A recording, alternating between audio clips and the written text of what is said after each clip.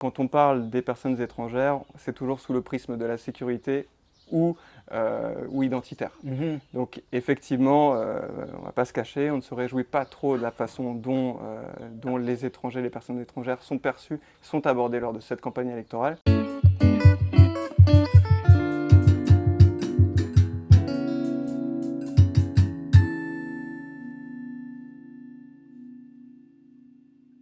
Aujourd'hui, les étrangers, qu'est-ce que ça représente en France? Ça représente 9% de la population.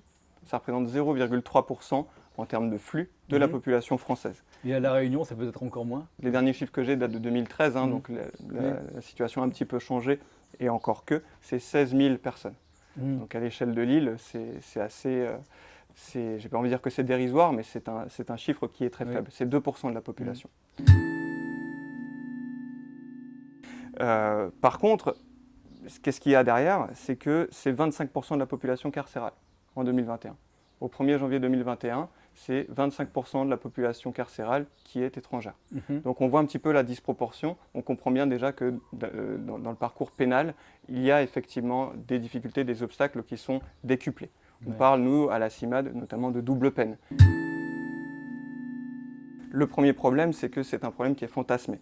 C'est-à-dire que quand on revient un petit peu à la réalité des chiffres, les étrangers, ce n'est pas ces fameuses vagues, ce n'est pas ce fameux grand remplacement qu'on évoque malheureusement bien trop souvent. On ne s'intéresse plus au parcours de la personne, mais on s'intéresse seulement à qu'est-ce que ça représente numériquement, en termes de bilan comptable. Un petit peu comme on s'intéresse aux chiffres du chômage, on s'intéresse au nombre d'expulsions, on s'intéresse au nombre de personnes qu'on a reconduites aux frontières. Et c'est ça qui est dramatique et qui est inhumain et qui permet en fait au niveau de l'opinion publique de rendre des choses inacceptables beaucoup plus acceptables. Parce qu'au final maintenant les personnes étrangères ce sont plus qu'un chiffre. Est-ce que c'est possible d'expulser ne serait-ce qu'un mineur de nationalité française à Mayotte alors qu'il est en train de faire une recherche de stage dans le cadre de ses études, de l'expulser aux Comores pendant 1 mois et puis après de se rendre compte, de faire machine arrière et puis de le ramener « Ah désolé, on s'est trompé ». Est-ce que ça, ce sont des pratiques qui sont acceptables? C'est 27 000 expulsions en 2019, ça représente 10% de la population de l'île. Donc imaginez qu'en métropole, on est d'un seul coup 6 millions de personnes qu'on renvoie dans leur pays. Donc clairement, la machine à expulser française, elle est, j'ai envie de dire, à son paroxysme, elle fonctionne à plein régime, justement à Mayotte. Donc il faut qu'il y ait une représentation de la CIMAD.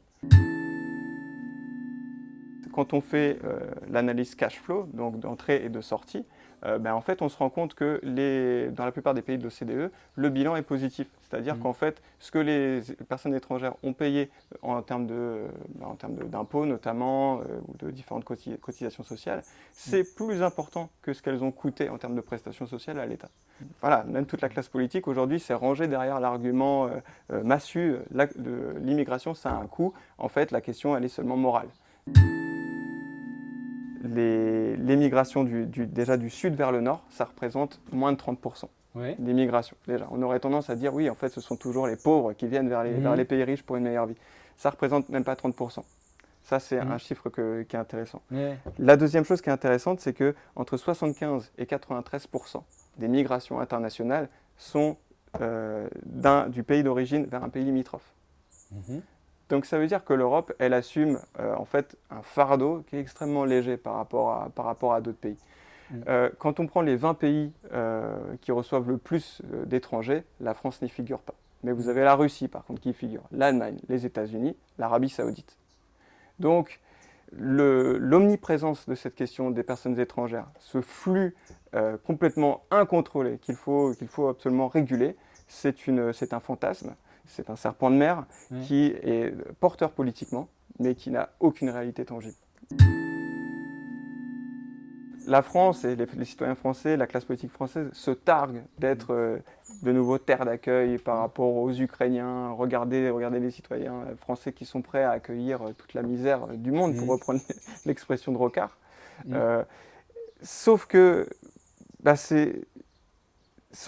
ok, c'est extrêmement important de pouvoir accueillir ces populations-là qui ont besoin de nous.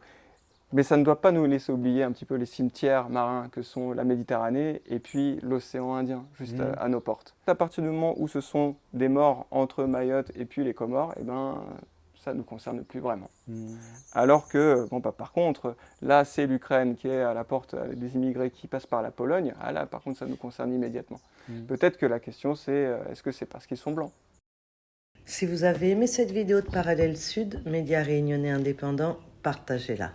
Et si vous voulez soutenir la liberté de la presse, faites un don sur notre site parallèlesud.com. L'info est un droit, mais elle a un prix.